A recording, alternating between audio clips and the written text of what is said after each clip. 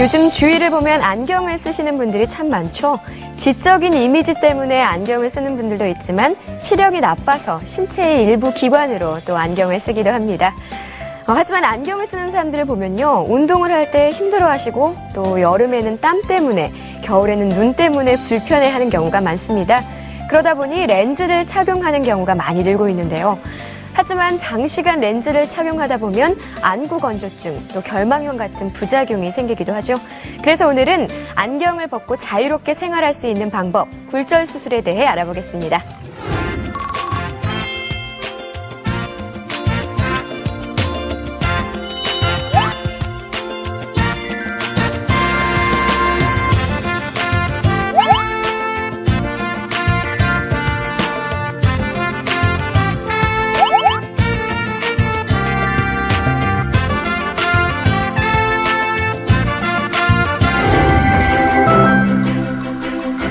깨끗하고 정확한 시야를 만들어준다.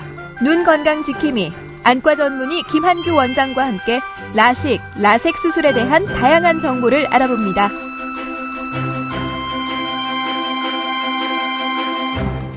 선생님 안녕하세요. 네, 안녕하세요. 백문이 불여일견이라는 말이 있잖아요. 네. 그만큼 눈이 사람들이 가장 많이 의지하는 감각기관이 아닌가 하는 생각이 드는데요. 네. 그렇기 때문에 안경도 쓰고 또 렌즈도 끼면서 선명하고 또 깨끗한 시력을 갖기 원하잖아요. 네. 그만큼 눈이 우리 생활에 있어서 굉장히 중요하다는 생각이 드는데 네. 눈의 중요성 어떤가요? 실제로 네. 병원에 오시는 분들이 이 다른 이 몸의 부분들이 아프는 것은 참을만 한데 눈이 안 보이는 것은 정말 절망스럽고 힘들다는 맞아요. 표현들을 많이들 하세요. 그래서 우리가 옛날에 몸이 천냥이면 눈이 900냥이다 이런 말이 있잖아요. 네. 그 정도로 눈은 다른 부위에 비해서 크기는 작고 어떤 차지하는 비중은 적을지 몰라도 이 사람들이 생각할 때는 굉장히 몸에서 중요한 역할을 한다고들 다들 생각을 하시는 것 같아요. 그렇다 보니까 이 눈 좀 더 잘 보게 깨끗한 시력을 갖기 위해서 요즘 라식이나 라섹 수술에 대해서 굉장히 궁금해하시는 분들이 많잖아요. 네. 이 굴절 수술이라고도 불리는 것 같은데 네. 굴절 수술이 뭔가요? 사실 저희 때만 해도 안경을 쓰는 게 상당히 멋이라고 생각을 했었던 기억이 납니다. 혹시 안경 쓰시나요? 저는 지적인 이미지를 위해서 소품으로 활용을 합니다. 네, 눈이 좋으신 모양이에요. 네, 저는 시력이 좋아서요. 그런데 이제 요즘에는 대부분 특히 젊은 사람들의 경우에는 네. 렌즈나 안경을 착용하는 것이 큰 핸디캡이라고 생각들을 하시는 것 같아요. 그러다 보니까 대부분 젊으신 분들의 경우에 어떻게든 안경이나 컨택트 렌즈에서 자유롭고 싶다. 맞아요. 예, 그런 생각들을 갖고 계신 분들이 많기 때문에 그래서 해가 갈수록 더 라식이나 라섹 수술에 대한 관심들이 많이 증가하는 것 같습니다. 이 라식, 라섹, 시력 교정술이라고도 불리잖아요. 네. 이름이 굉장히 비슷해요. 형제의 네. 시간 같기도 하고. 예, 맞습니다. 실제로 저희가 얘기하자면 거의 사촌도 아니고 형제 수술이라고 볼 수가 그런가요? 있겠죠. 각막이라고 하는 우리 몸의 눈에 이 각막이 맨 앞쪽 부위거든요. 그 앞쪽 부위에다가 안경을 조각하는 수술을 우리가 라식, 라섹 수술이라고 하는데 그런 어떤 기술적인 아주 미묘한 차이가 있을 따름이지 실질적으로 원리는 똑같이 이 눈 각막 부위에 안경을 조각하는 수술을 말합니다. 그렇다면 어떤 분들은 라식을 받으시고 어떤 분들은 라섹을 받으시는지 궁금해요. 차이점이 좀 있겠죠? 네, 이제 사실 어떤 분들은 라식을 하느냐 라섹을 하느냐를 본인이 선택한다라고 생각을 하시는 분들이 병원에서 종종 있는데요. 네.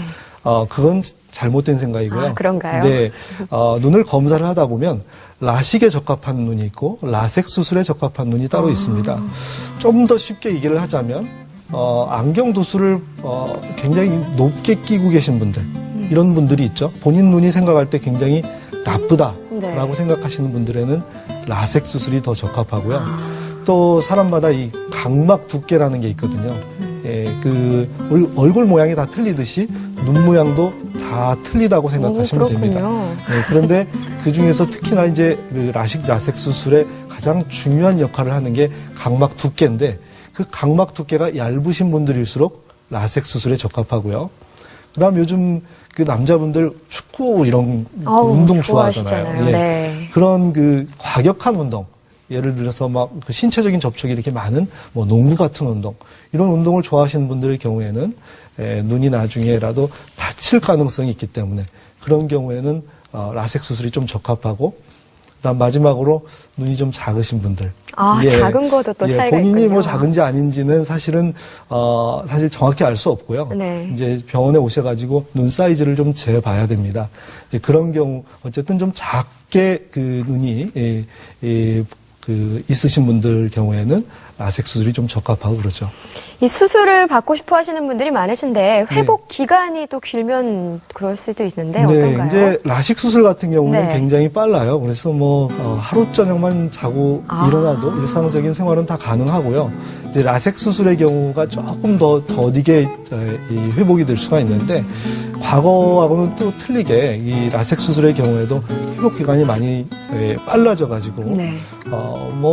간단하게는 금요일 날 수술하고 월요일 날 직장에 복귀할 수 있을 정도로 이렇게 빨리 회복이 된다고 생각하셔도 무리가 없습니다. 그렇다면 가장 궁금해하신 게 하나가 네. 부작용이 아닐까 하는 생각이 들어요. 네, 그렇죠. 많이 무서워하셨잖아요, 네. 실제로. 근데 어떤가요? 어느 수술이든 사실은 부작용의 가능성이 없을 수는 없는데요. 그런데 저희가 볼 적에는 과거에 이제 라식 수술 그러면 부작용 때문에 부작용이 겁이 나서 수술을 잘 못하겠다 이런 분들이 사실 좀 많이 있었거든요. 네. 그런데 요즘 그런 어떤 그 여러 가지 장비가 이렇게 많이 발전을 하고 또 라식 수술의 기술도 많이 발전이 됐어요. 그래가지고 특히라도 요즘에 이제 그 부작용이 제일 많이 생기는 그런 과정이 있었거든요. 그 부위를 우리가 절편을 만드는 과정이다라고 얘기를 했었는데, 절편이요? 절편 그러면 좀 얘기가 어려우니까 어쨌든 그 각막이 아주 얇은 뚜껑을 만드는 과정. 그 과정을 예전에는 칼로 했었거든요.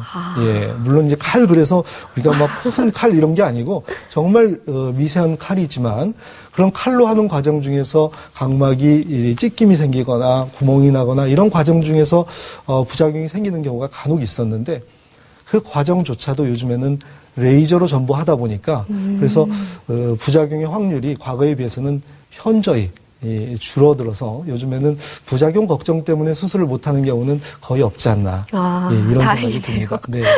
이 라식이나 라섹 수술을 받을 수 없는 사람들도 있나요? 그렇죠. 이제 예를 들어서 아까 좀 전에 각막을 깎아내는 수술이라고 제가 얘기를 했었잖아요. 네. 그러다 보니까 너무나 많이 깎아내야 되는 경우들.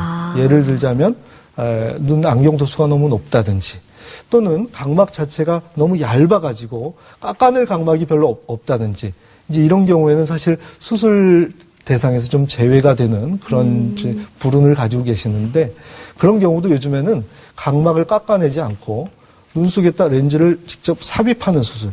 근데 깎아내지 않고 직접 렌즈를 집어넣는 수술이 또 가능해요. 그렇군요. 네, 그런 경우를 우리가 굴절 교정 인공 수정체라고 얘기를 하는데, 그런 수술로서 사실은 과거에 비해서는 눈에 특별한 문제만 없다면 수술 못하는 사람은 거의 없지 않나. 네. 그렇게 생각이 그야말로 드네요. 눈 나쁘신 분들에게는 희소식이 아닌가 하는 생각이 드는데요. 기술이 자꾸 발전하니까요. 그렇군요. 네. 안과 전문의 김한규 원장님과 함께 라식 그리고 라섹 수술에 대한 이야기 나눠봤습니다. 수술에 앞서서 정확한 검사를 통해서 자신에 맞는 수술을 정하는 게 중요하겠죠. 또 정기적인 검사와 관리를 통해서 눈의 건강을 보호하는 것도 그만큼 중요하다는 생각이 듭니다. 오늘 말씀 감사합니다. 네, 감사합니다.